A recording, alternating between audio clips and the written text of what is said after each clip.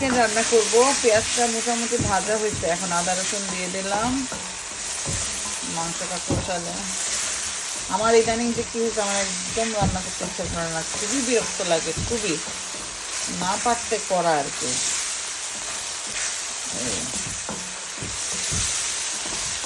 মশলাটা ভাজতেছি, আমি কষাচ্ছি। এরপরে আমার পেঁয়াজ রসুনটা যখন গন্ধ চলে যাবে তখন গরম অন্য গুঁড়োগুলো দেবো, মশলাগুলো দেবো।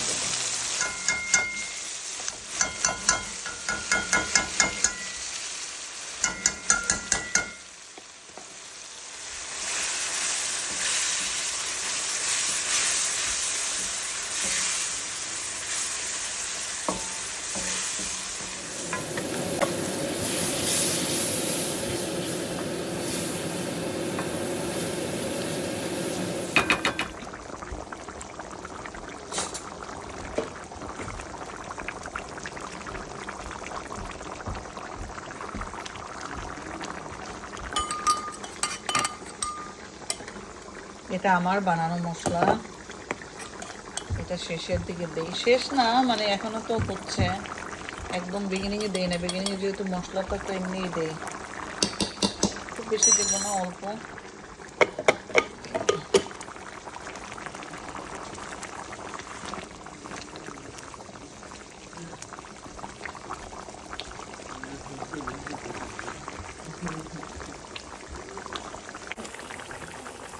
কি হয়েছে বাবা?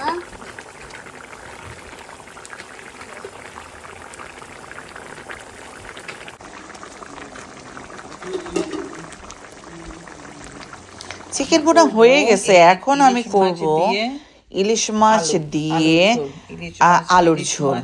ইলিশ মাছ, এই মাছটা বেশ বড় ছিল, আরেকদিন খাওয়া হয়েছে, কি বলে ভাজি করে খাওয়া হয়েছে, আর আজকে করবো ইলিশ মাছ দিয়ে আলু।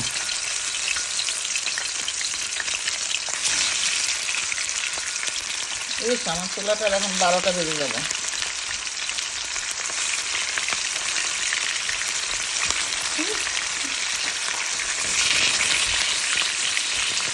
আপনাদের কি কারো কখনো এমন হয়, এইটা আমি মাছটা দিলাম, প্রত্যেকটা মাছ কিন্তু ইজিলি নড়াচড়া করাতে পারতেছে। হ্যাঁ, ও মা, গায়ে এসে পড়ছে রে, প্রত্যেকটা মাছ নড়তেছে রে। এই দেখেন, এইটা আটকে আছে, এটা কেন হলো?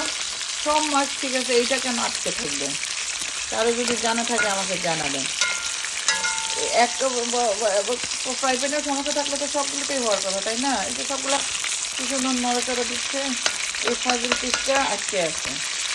কি একটা ঝামেলার মধ্যে আমি একটা পিঠা খাইলাম, এই জন্য বিরক্ত লাগে মাছটা ভাজি করা।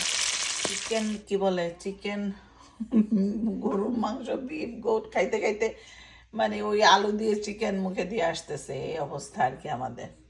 এই তো যাই হোক, মোটামুটি রান্না করলাম, সাথে একটু ডাল করছি আর একটু টক করলাম, আর সাথে তো চিকেন ভুনাটা আছেই। এই তো যাই হোক, আজকে আমার রান্নাবান্না কেমন লাগলো জানাবেন সবাই। আমার চ্যানেলটা সাবস্ক্রাইব করে আমার পাশে থাকবেন। Thank you so much for watching.